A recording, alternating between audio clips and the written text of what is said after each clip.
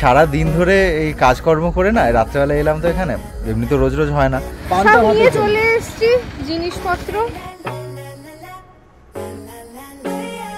তোকেই ডাকতে যাচ্ছিলাম, খেয়ে নিয়েছি। মন্দিরটা খুব সুন্দর।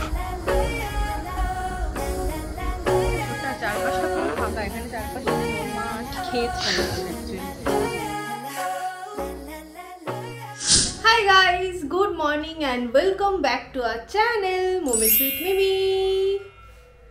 ঘরটার অবস্থা খুব খারাপ করে রেখে দিয়েছে। কি করেছিস? ঘরটাকে নোংরা করেছিস কেন? ঘরটা নোংরা অল্প করেছি, এটা তো অনেক পরিষ্কার আছে ভাই, কি বলছিস? যাই হোক, আমরা এখন একটু বাজারে যাচ্ছি। আজকে শিবরাত্রি বাই দ্য ওয়ে। আজকে শিবরাত্রি, আজকে আমাদের পুজো করবো তো না। পুজো তো ঠিক আছে, এখানে ছোট করে যেরকম আমরা করি সেরকম করবো। আর সামনে আমাদের একটা মন্দির আছে, ওখানে একবার বিকেলবেলা ব্রেক নিয়ে যাবো। আজকে ওয়ার্ক ফ্রম হোম আমার। হ্যাঁ, ওর আবার আজকে অফিসের কাজও আছে, তো যাই হোক। আর চলো বেরোই, এখন বাজারে যাই। ওর একটা সিম কার্ডও নিতে হবে, তো সিম কার্ডের দোকানে যাব আর বাজার থেকে টুকটাক জিনিসপত্র কিনবো। আজকে ভাবছি ভেজ খাবো, তো ভেজ যা পারবো কিনবো। দেখি, আজকে হাটবারও আছে, বুধবার আছে। আচ্ছা, বুধবারে হাট বসে? হ্যাঁ, তো বুধবার না তো মঙ্গলবার বসে তো? না, বুধবার, সোমবার, বুধবার আর শনিবার বসে। তাহলে তো আজকে খোলাই আছে। তো আজকে খোলা আছে সম্ভবত। তো চলো যাই, বেরোই এখন। চলো।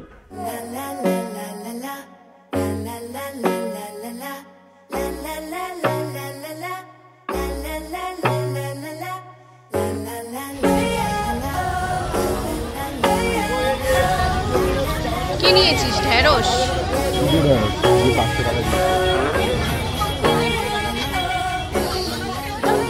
হ্যাঁ, দেখ তো।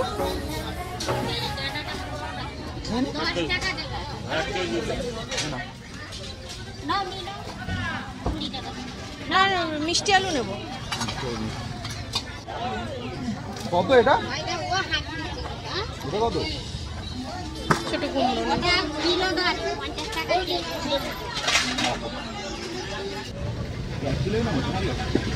হ্যাঁ, 1 কিলো না, কয়েকটা আছে। এটা ধূপ নিলাম, আর এটা সাঁড়াশি নিয়েছি। সাঁড়াশি। আর এখন সিমের দোকানই খুঁজে যাচ্ছে। একটু মিষ্টি নিয়ে নিলাম এই দোকানটা থেকে, আর রিঙ্কন এখানে গেল এখন সিম নিতে। সব নিয়ে চলে এসছি জিনিসপত্র, ফুল মিষ্টি টিষ্টিও নিয়ে এসছি, পুজো দেবো। এত ভেজ বাজার হয়ে গেছে, আমি তো বুঝতেই পারছি না এত বাজার করতে গেলে। অনেক সবজি কিনে ফেলেছি, বড় বড় সবজি কিনেছি অ্যাকচুয়ালি। গোটা লাউ, গোটা কুমড়ো। হ্যাঁ, ওই জন্যই ভারী। হ্যাঁ, ওই জন্য ভারী হয়ে গেছে ব্যাগটা।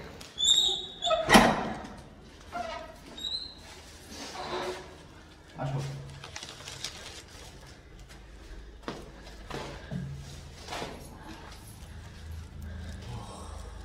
পাঁচতলায় এতগুলো বাজার নিয়ে ওঠা খুব কষ্টকর। আরে একটু জামা কাপড়গুলো কাচতে হতো, দেখ যেখানে পেরেছিস ছড়িয়ে রেখেছিস, কি অবস্থা। জামা কাপড় এখনো কেচে দেওয়া যেতে পারে, এখন কেচে দে, রোদ আছে, ছাদে মেলে দিয়ে এসে দিবি। সো ঘরে এসে আমি বাসন টাসনগুলো মেজে নিলাম, আর এতক্ষণ ওয়াশিং মেশিনটা চলছিল, এই জন্য ব্লগ করিনি।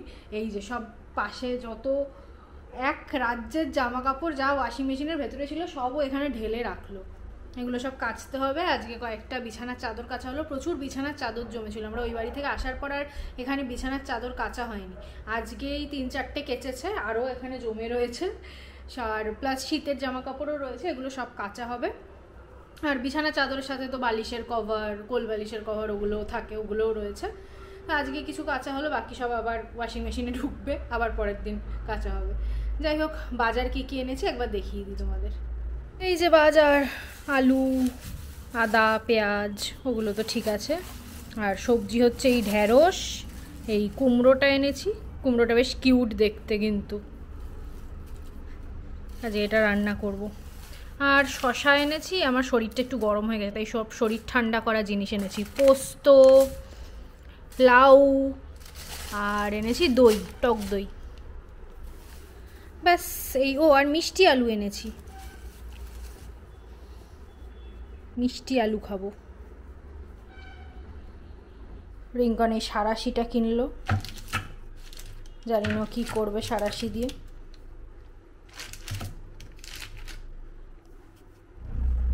কুমড়োটাকে এখন কাটবো। আমি কোনোদিন এই কাঁচা কুমড়ো রান্না করিনি, আমি অলওয়েজ পাকা কুমড়ো যেটা হয় অরেঞ্জ কালারের ওটাই রান্না করেছি। এটাকে ফার্স্ট টাইম করব, দেখি কেটে কেমন হয়।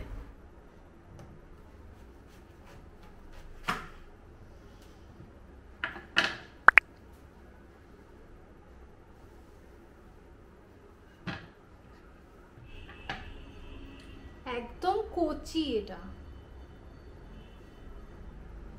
কুমড়োটা একদম কচি রে।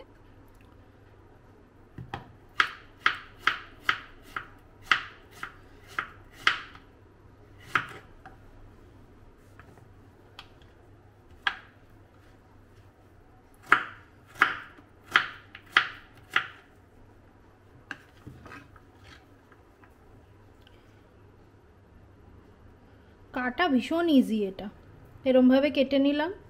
এবার এটাকে একটু রসুন লঙ্কা টঙ্কা দিয়ে ভাজা ভাজা করবো, রসুন পেঁয়াজ শুকনো লঙ্কা। কুমড়োটা এত ছোট করে কাটলে কিন্তু গলে যাবে। গলে যাবে? হ্যাঁ, এটা নরম না, দেখছিস না, কাটলে বুঝতে পারছিস না? ও, আমি আরো ছোট ছোট করে কাটলাম যেরকম ভাবে নরমাল। এটা অ্যাকচুয়ালি চৌকো চৌকো করে কাটে আর কি, মানে একটু বড় করে কাটে, একটু বড় করে কাটে, বেশ মানে এরকম এরকম সাইজের করে কাটে আর কি। ঠিক আছে, তাহলে বড় করে কেটে দেখি কেমন হয়। না ঠিক আছে, তুই একগুলো কতগুলো ছোট ছোট কেটেছিস ওগুলোর সাথে না মিশে যাবে, বাকিগুলো বড় থাকবে। থাক, এরকম ভাবেই করব। ঠিক আছে ঠিক আছে, কর। কুমড়োটা খুবই নরম এটা। এই যে এখন এরকম। হ্যাঁ ঠিক আছে, অ্যাকচুয়ালি এর থেকেও বড় থাকে, বাট ঠিক আছে, তোকে করতে হবে না অত বড়। এইটা ঠিক আছে? হ্যাঁ হ্যাঁ ঠিক আছে, এরকমই কর, এরকমই কাট কাট। সরষের তেল গরম হয়ে গেছে, এর মধ্যে আমি দিয়ে দেবো একটু কালো জিরে, আর দিয়ে দেবো দুটো শুকনো লঙ্কা, আর একটু রসুন কুচি করে রেখেছি, আর পেঁয়াজ কুচি করে রেখেছি, এগুলো দিয়ে দেবো। পেঁয়াজ আর রসুনটা দিয়ে একটু ভেজে নেব, তারপর এই কেটে রাখা কুমড়োগুলো দিয়ে ভালো করে ভাজবো। এবার কুমড়োগুলো দিয়ে দিই।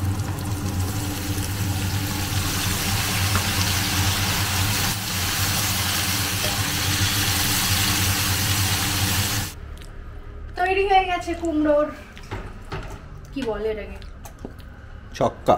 ছক্কা এটা নয়, ছক্কা তো ছোলা টোলা দিয়ে যে আলু দিয়ে তরকারিটা করে, এটা এরকম করা যেত না। এটা কুমড়োর একটা ওই ভাজা ভাজা ইয়ে। আর যেগুলো একদম ছোট কেটেছিলাম সত্যিই গলে গেছে, বলেছিলাম তো। বড়গুলোই দেখতে পাচ্ছি আমি। এটা আমাদের বাড়িতে খুব হতো এই সবজিটা। মা আমাকে, আমি তো এটা কোনোদিন করিনি, মা বললো এটা খোসা শুদ্ধই খেতে হয়, তো খোসা শুদ্ধই করলাম।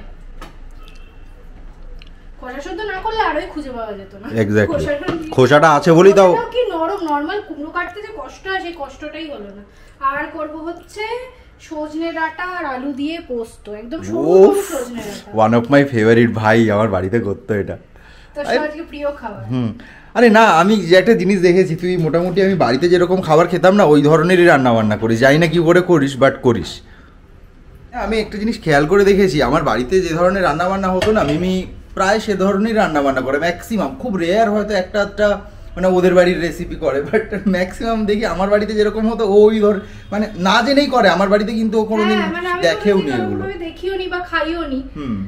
আমি বোধহয় আগের জন্মে ঘটি ছিলাম ওই জন্য। আর সত্যি মানে আমি রান্নায় মিষ্টি বেশি খাই, বলে না ঘটিরা মিষ্টি বেশি খায়, আমি দেখি উল্টো, ও ঝাল বেশি খায় আর আমি মিষ্টি বেশি খাই। আমার মধ্যে একটা সুপ্ত ঘটিত্ব আছে। যাই হোক, ভালোই করেছিস, বেশ সুন্দর, খাবো, তাড়াতাড়ি করে ফেল ভাতটা।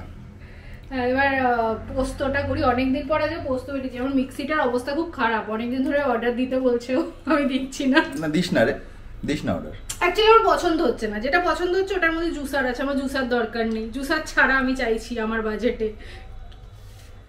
যাই হোক, পোস্তটা মোটামুটি তো দেখে মনে হচ্ছে ঠিকঠাকই বাটা হয়েছে আজকে, তো পোস্তটা করে ফেলি তাহলেই হয়ে যাবে। ঠিকঠাকই লাগছে। হ্যাঁ, পোস্তটা ঠিকই হয় এটাই, বাট একটু না মানে মিহি কম হয় আর কি, মানে একটু দানা দানা থাকে আর কি পোস্তর যেটা। তো যাই হোক, আজকে আমাদের ঘটি বাড়ির রান্না বান্না হচ্ছে শিবরাত্রিতে নিরামিষ। আর অনেকেই হয়তো বলবে পেঁয়াজ রসুন কেন খাচ্ছি, পেঁয়াজ রসুনটা খাচ্ছি এমনি, মাছ মাংস ডিম কিছু খাচ্ছি না, পেঁয়াজ রসুনটাই খাচ্ছি।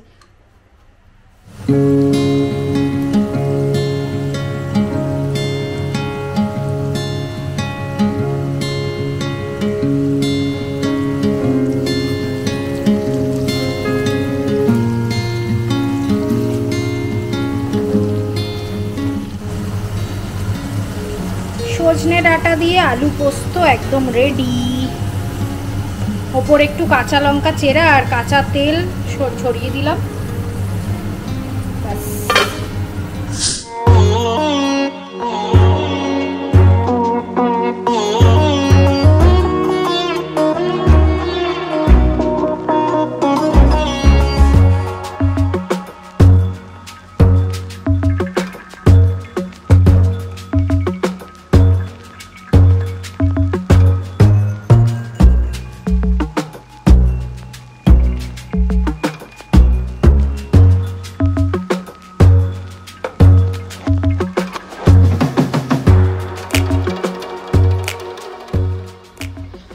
এখন হবে বেল ফাটানো। ভালো বেলটা মনে হয়, শিওর না, ফাটিয়ে দেখ আগে। ফেটে গেছে।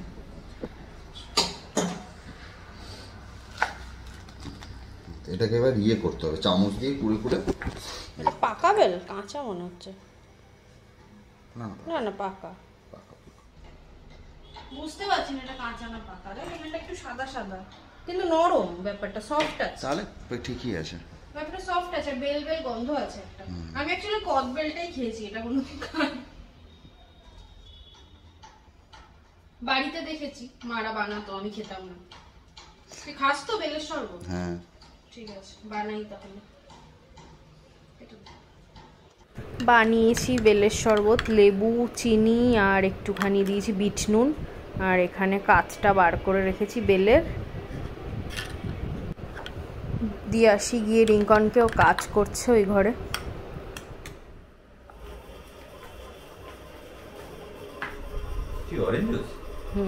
খা।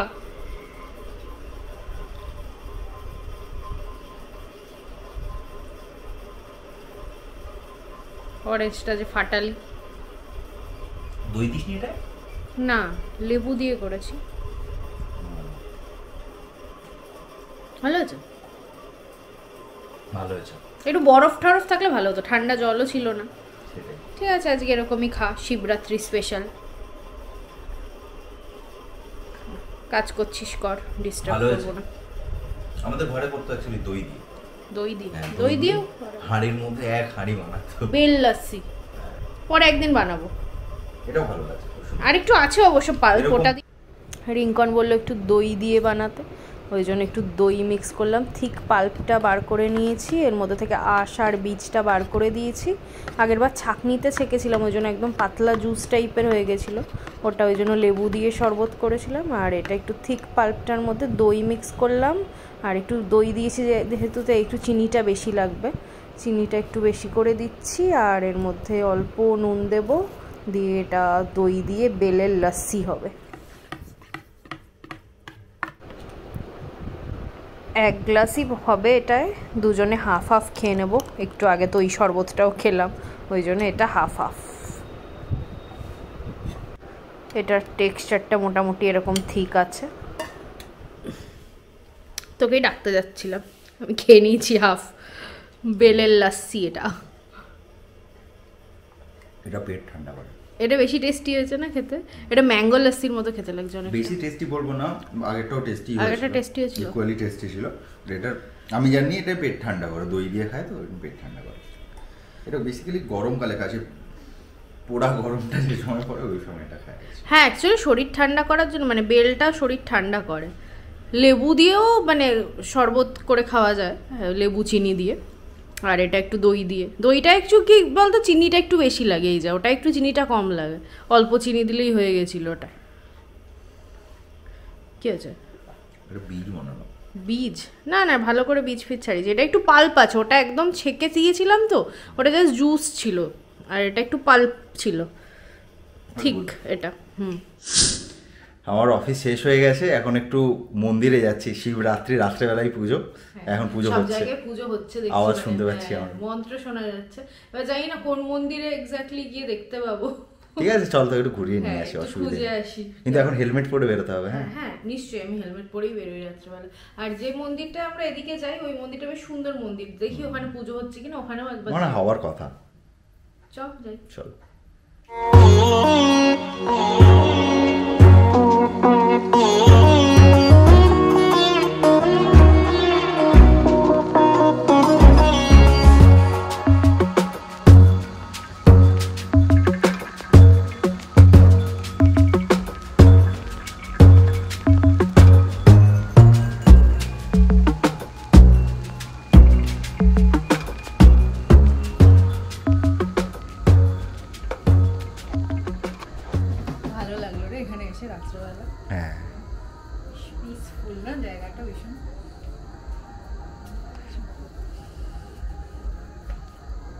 এই মন্দিরটা খুব সুন্দর, খুব সুন্দর। আর চারপাশটা এখানটা পুরো ফাঁকা, পুরো ক্ষেত, পিসফুল মাঠ। পুরো। হ্যাঁ, এই জন্যই একদম ফাঁকা রাস্তার মধ্যে এই মন্দিরটা। এতক্ষণ ধরে ওই জন্যই দাঁড়িয়ে থাকা যাচ্ছে। এই শিবলিঙ্গটা পুরনো, এই গাছের এখানে, আর এটা নতুন হয়েছে, নতুন জানুয়ারি মাসে হলো না, এটা জানুয়ারি মাসে নতুন হয়েছে। তুই ভোগ খেয়েছিলি এসে? অফিস থেকে ফেরার সময় ভোগ খেয়ে গেছিলাম।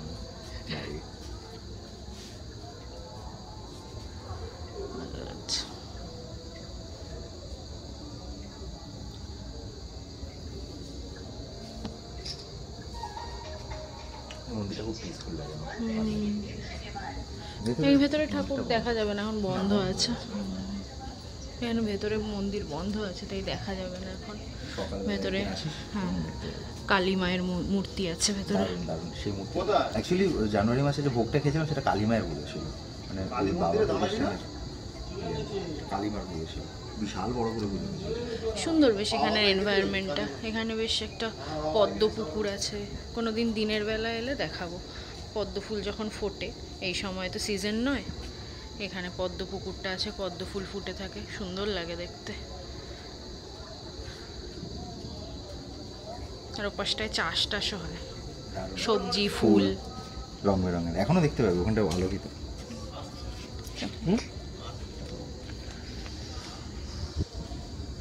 এই দিকটায় মায়ের বাগান,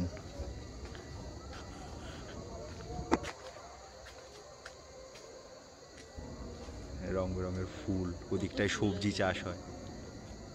এখনো অনেক ফুল আছে, তাই না? হ্যাঁ, ফুল, এই ফুলগুলো অনেক আছে, কিন্তু ওই অক্টোবর নভেম্বর মাসটায় আসলে পদ্ম ফুলগুলো দেখা যায়। পাশের পুকুরটায় কি ভালো লাগে দেখতে, ওখানে দেখেছিলাম তখন আমরা।